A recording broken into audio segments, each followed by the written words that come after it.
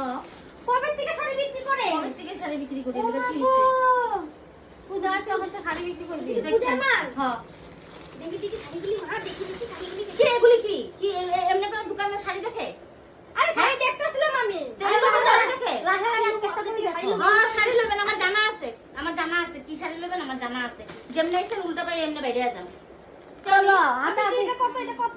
1200 টাকা। সব মেলা আছে। এটা 1200 টাকা তোমার শাড়ি 3 নিকেট বিক্রি করে এত মানুষ দাম লয় নাকি শাড়ি? একটা দিব ধরে বিক্রি হবে না হ্যাঁ?